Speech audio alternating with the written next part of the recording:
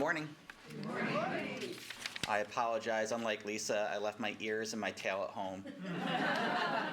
But I am honored to share with you all my testimony of faith.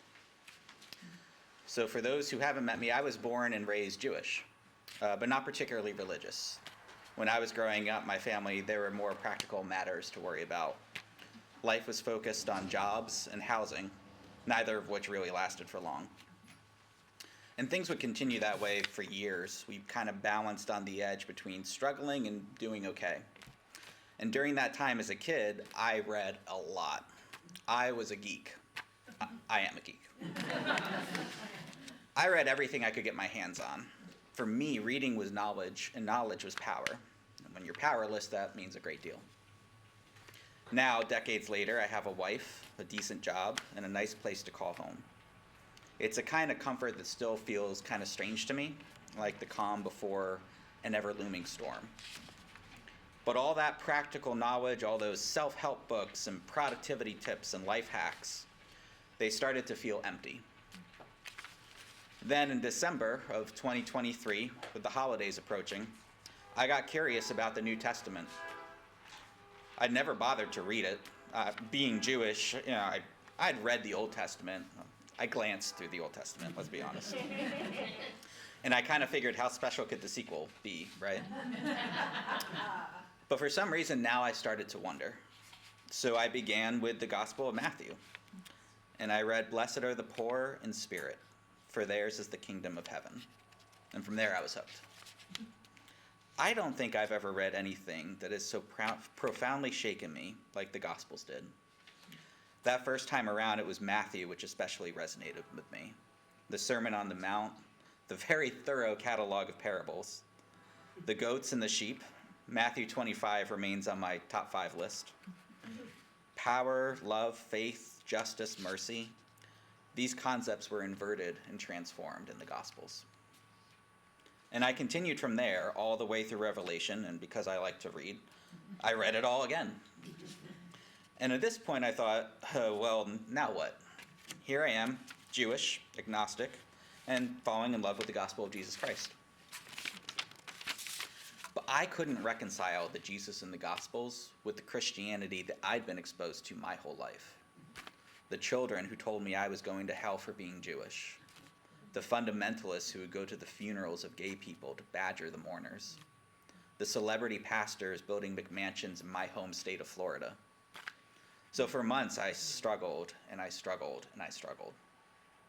And that's when I noticed St. Clair's. My wife, Tracy, and I, we were just driving down that road, and we were on our way to a cafe in town, and we passed St. Clair's, and when we did, I felt something, like a nudge.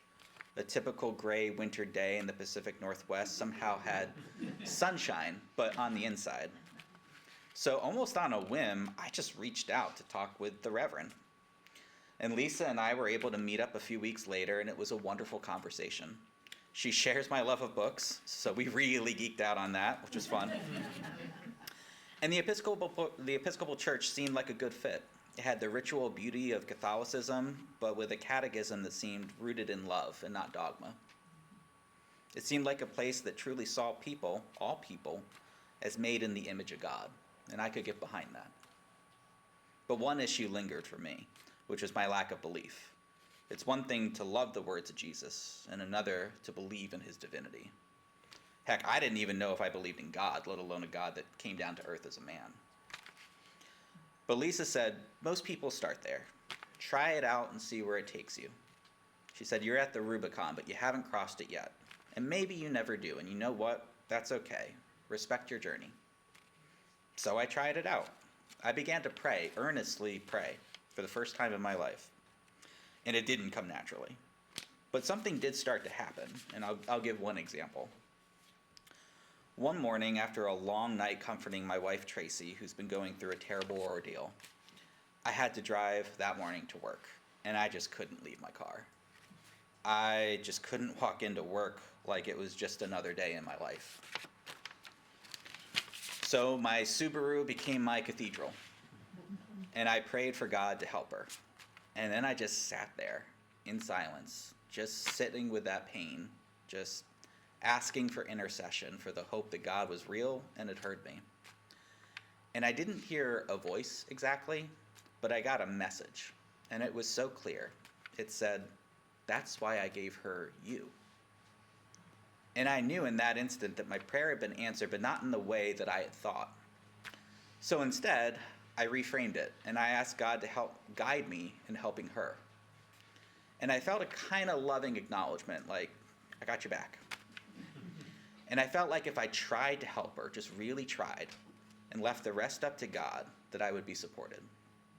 And you know what? It worked. It didn't solve all of her problems, but I felt guided in how to be a helper. And most of that came in the form of listening and loving. It sounds so simple, but if not for prayer, I'd probably have offered her all kinds of tips and tricks I'd learned from all my books.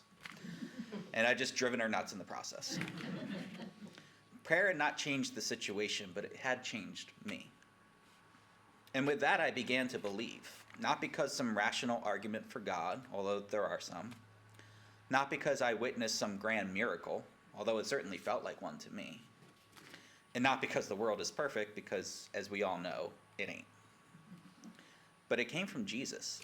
It came from the things he said and the things that he did, things that opened my eyes to pieces of my heart that I'd been blind to and now could see. And the more I acted on that belief, the more those pieces cried out for more, for a kind of love that's so radical, so expansive, that it could not simply exist for me and mine. It insisted on community, on a way of life where no one is left out. No one. And so here I am. Thank you for listening to me.